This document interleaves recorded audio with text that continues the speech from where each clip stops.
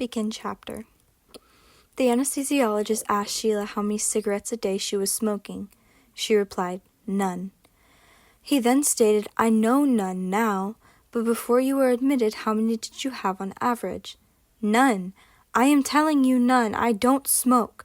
Sheila replied sternly with a quiver in her voice. "Well, this is Jane Doe, isn't it?" "No, I am Sheila Zavorka." "Oh, my apologies," he said as he slid the curtain open and promptly disappeared. Sheila was left crying. An interesting blog entry that I read on a few years ago tried to estimate how many people an individual meets in a lifetime.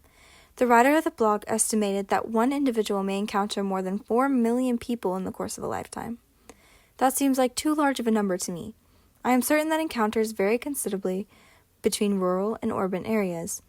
The type of job the individual has, whether they attend church, school functions, and whether they travel. If this blog entry is correct, that means the average person encounters about 1,500 individuals afflicted with neurofibromatosis during his or her lifetime. I think that number is too high.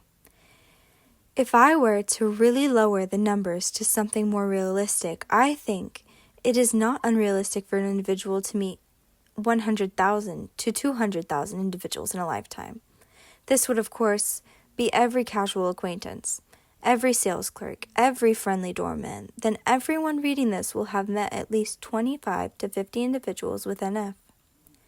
If the average book reader does not have NF, nor if none of their family has NF, they will surely run into a few dozen individuals with neurofibromatosis in a lifetime. That number sounds reasonable to me.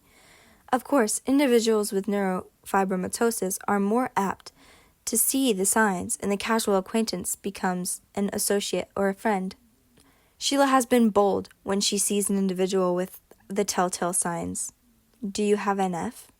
She would blurt out in a store when she saw someone with cafe au lait spots or small tumors on their forearms. "I sure do," would be a common response. "What issues are you having?" And the discussion would commence. Most individuals with neurofibromatosis are more than willing to tell their story. There is an individual that we met at an NF camp. He has done more to advance public awareness and possible understanding of neurofibromatosis than any other individual I have met. He has a number of tumors, many of which cannot be removed. I'm sure he struggles from time to time, but he walks into the winds of life with his shoulders high, and he loves to tell his story. His campaign has developed a life of its own, and he makes the ideal spokesperson for advancing the knowledge of this genetic mutation to the general public. There are so few who truly know about neurofibromatosis, and the world truly needs more spokesmen like this individual. There are actually 3 forms of neurofibromatosis: NF1, NF2, and schwannomatosis. NF1 is what my wife and 2 children have. This, at one time, was referred to as von Recklinghausen disease. NF2 is less common than NF1, and it primarily affects an individual's hearing. It originates from a different gene, affecting 1 in every 25,000 individuals. The third form of MF, schwannomatosis, only affects about 1 in 40,000 individuals. With this type of NF, the individual experiences very painful tumors. No medications seem to be effective with this very type.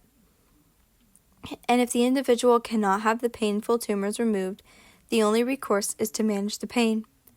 This form is traced to at least 2 different genes. If we were to choose which is least restrictive, I think my family would choose NF1. Yes, it is problematic, but at least most of the tumors are not painful. We found it to be interesting to explain neurofibromatosis to school nurses. In every occasion so far, none of them have had any knowledge, or only a very limited knowledge, as to what neurofibromatosis is. On every occasion, they became extremely interested as soon as they realized that there have been children who had one form or the other of neurofibromatosis that has slipped through the school system without the nurse's knowledge. Throughout our children's school years, we did find that the school nurses became among our children's strongest advocates. My daughters have always supported one another when they have been advocates for tumor research and always supported their mother. They would discuss the what-to-dos when it came to growing tumors and when to see a doctor for different MNF issues. Presently, Gina has a tumor on her back by the left shoulder blade that has causes her some pain, and she is deciding when to have it removed. Dana has recently made an appointment with Dr. Donaldson for the tumor near her eye. She is almost certain that he will suggest that they try to remove the tumor again. She doesn't want to give up vacation days at work for an operation. She has also found recently that the screws in her foot, placed when she was 5 years old, are now causing some discomfort. These girls will have some serious decisions to make in the future because of Sheila's phenochromoscytoma tumor.